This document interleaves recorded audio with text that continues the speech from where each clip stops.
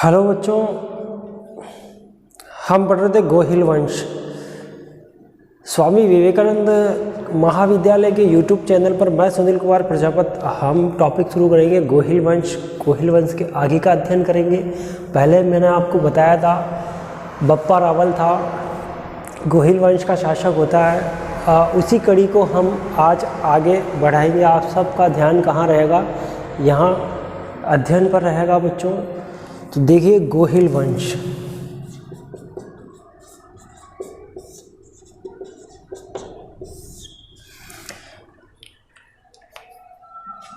यहाँ हम बात कर रहे थे बप्पा रावल की।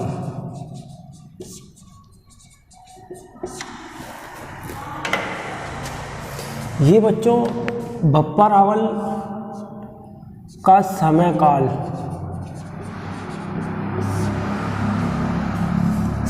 के लिए यहाँ हम देखते हैं कि पहला इतिहासकार है यहाँ पे D.R. भंडारकर, और दूसरे इतिहासकार आते हैं यहाँ पे डॉक्टर श्यामल दास, और तीसरे इतिहासकार की अगर मैं बात करूँ तो डॉक्टर गौरीशंकर हीराचंद ओझा।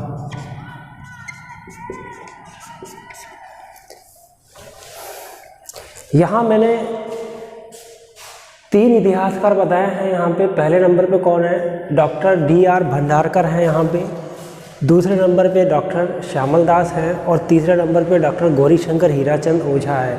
कितना है बच्चों? यहाँ पे 3 है। D.R. भंडारकर ने कहा कि बप्पा रावल का जो समय काल रहता है वो 734 ईस्वी रहता है। डॉक्टर श्यामल दास 734 ईस्वी बताते हैं। यहाँ गौरीशंकर हीराचंद ओझा ने इनका समय काल जो बताया है वो समय काल है बच्चों 713 से 753, 713 से 753 ईस्वी। यहाँ तक का हमने अध्ययन किया। बप्पा रावल के इतिहास का आगे का अध्ययन करते हैं। जैसे कि मैंने आपको पहले बताया था, हमने पहला अध्ययन किया था यहाँ ये नागदा,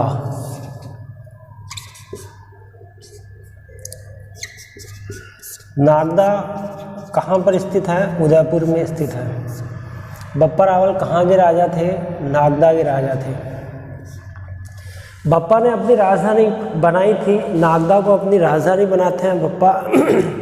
बप्पा का हमने अध्ययन किया था कि बप्पा ने सबसे पहले नागदा को अपनी राजधानी बनाई थी, और नागदा उदयपुर में स्थित है। बप्पा की उपलब्धियों में अगर हम देखते हैं तो सबसे पहले हमें ये देखना है कि बप्पा ने एक हमला किया था। यहाँ एक जगह है, ये यहाँ एक जगह है, ये चित्तौड़ है यहाँ पे। और इस समय चित्तौड़ का राजा कौन था? मौर्य वंशी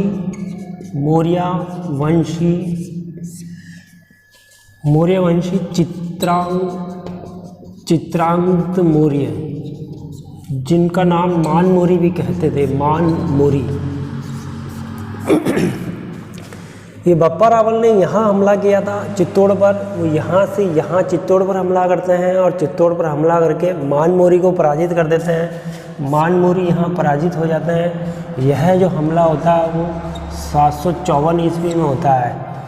यहाँ ये बप्पा रावल की एक उपलब्धि होती है। इन्होंने चित्तौड़ पर अपना अधिकार कर लिया था। बप्पा रावल ने चित्तौड़ पर अधिकार करने के बाद हम देख रहे हैं कि ये जो चित्तौड़ पर जो हमला होता है इसका उल्लेख हमें कहाँ से प्राप्त होता है? इसका उल्लेख मानमौरी अभिलेख से प्राप्त होता है। कौन से अभिलेख से प्राप्त होता है बच्चों? मानमौरी।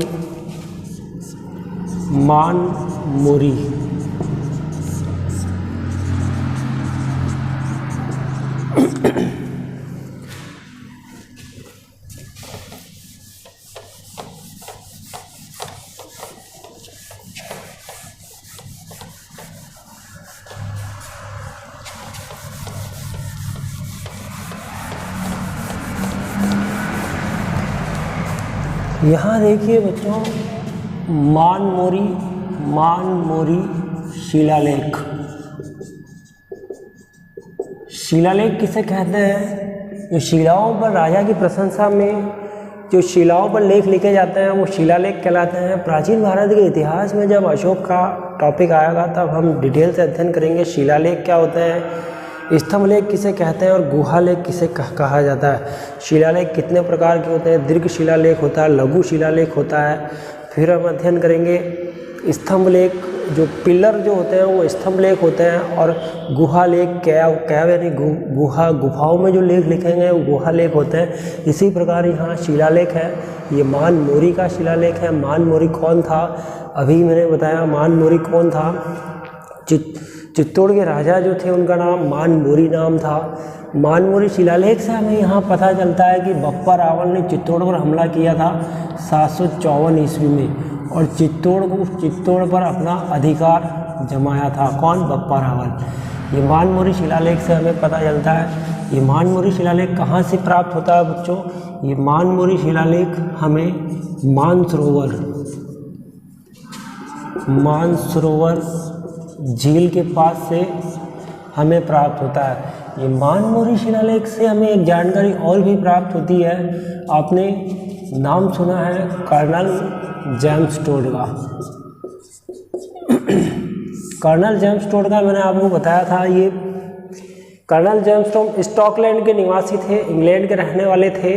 राजस्थान में ये भीलवाड़ा में सर्वप्रथम इनका प्रवेश हुआ था। भीलवाड़ा के मानलगढ़ में इनका प्रवेश होता है। यहाँ इन्होंने analysis and antiquities of Rajasthan book लिखी थी। दूसरी किताब इन्होंने लिखी थी पश्चिम भारत की यात्रा, इन्होंने किताब लिखी थी। कर्नल जेम्स टोड ने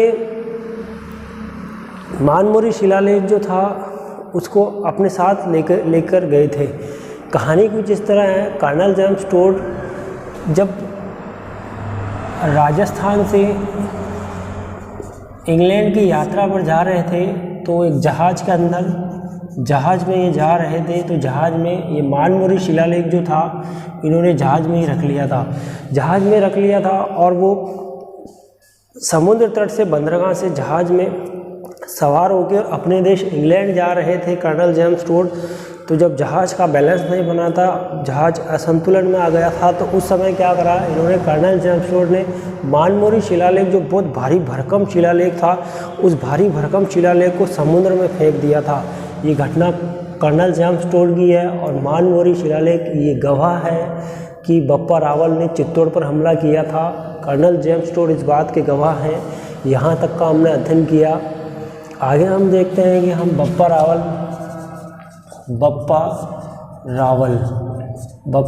अभी जैसे मैंने बताया था कि इन्होंने अपनी पहली राजधानी कौन सी बनाई थी? नागदा को पहली राजधानी बनाई थी। ये नागदा कहाँ पर स्थित है? मैंने अभी बताया था कि ये नागदा उदयपुर में स्थित है। ये कौन सी जगह स्थित है बच्चों? उदयपुर में ही इन्होंने, बप्पा रावल ने एक मंदिर का निर्माण करवाया था, और उस एकलिंग महादेव का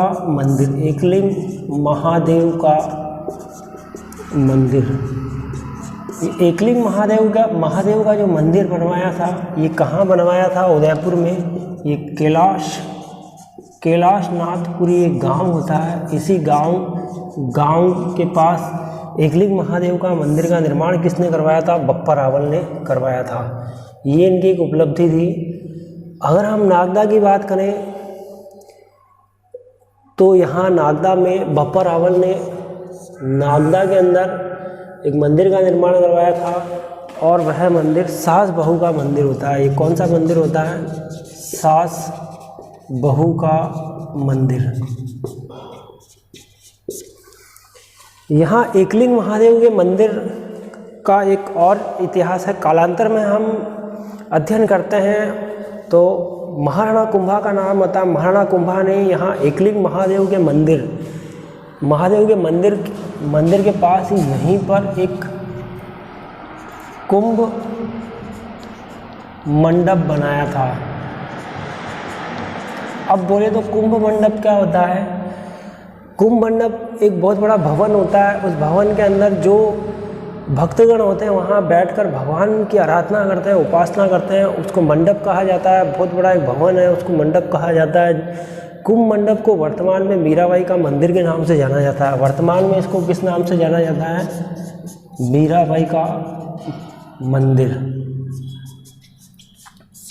मीराबाई राजस्थान की राधा है, आप सभी जानते हो। मीराबाई का जन्म मेड़ता के कुड़की गांव में हुआ था। मीराबाई के पिता रतन सिंह थे। मीराबाई भगवान श्री कृष्ण की भक्ति करती थी। मीराबाई का धर्म जो था वो भगवान श्री कृष्ण का धर्म था, और इसके परिवार जो इसके ससुराल वाले थे उनका शैव धर्म होता है। यहाँ तक का हमने अध्ययन किया। यहाँ देखिए, मैंने आपको बताया था बप्पा रावल ने चित्तौड़ पर हमला किया। हमने समय काल देखा था। समय काल में हमने बताया था डॉक्टर D.R. भंडारकर ने 734 ईस्वी बताया था। फिर हमने आपसे बात की थी डॉक्टर श्यामल दास ने 734 ईस्वी बताया था। फिर हमने बात की थी डॉक्टर गौरीशंकर हीराचंद ओझा ने इनका समय काल बताया था 713 से 753 ईस्वी बताया था। यहाँ तक का हमने अध्ययन किया। फिर मैंने आपको बताया मानमोरी शिलालेख, कर्नल जेम्स टोड जहाज़ से इंग्लैंड जा रहे थे, समुद्र में फेंक दिया था पूरा मानमोरी शिलालेख को।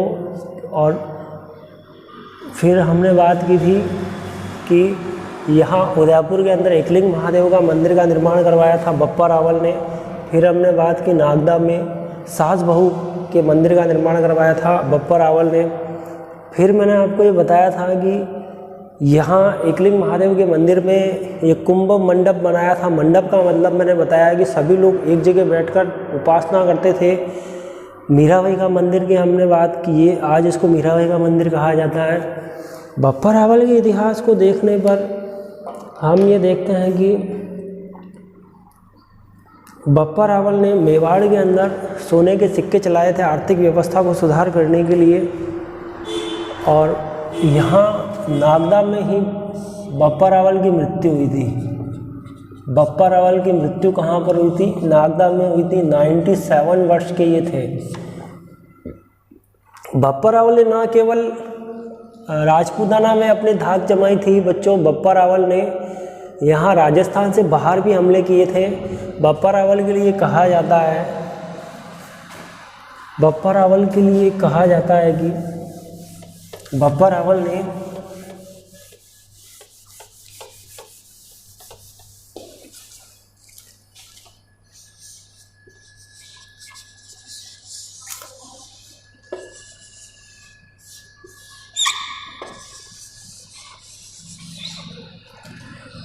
यहाँ बच्चों उत्तर पश्चिम भारत में यहाँ अरबों का हमला यहाँ पर हुआ था। गुजरात के वल्लभी पे जो हमने पहले अध्ययन किया था, अरबों पे यहाँ है गजनी।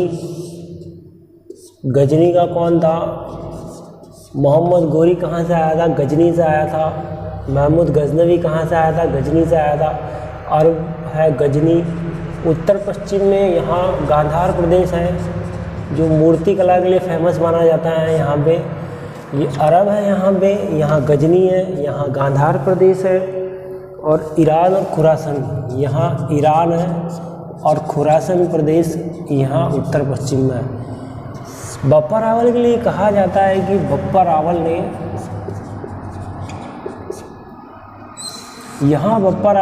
अरबों को पराजित किया था। देख रहे हो बच्चों, यहाँ अरबों को पराजित किया था। गजनी पर अधिकार जमाया था बप्पा रावल ने।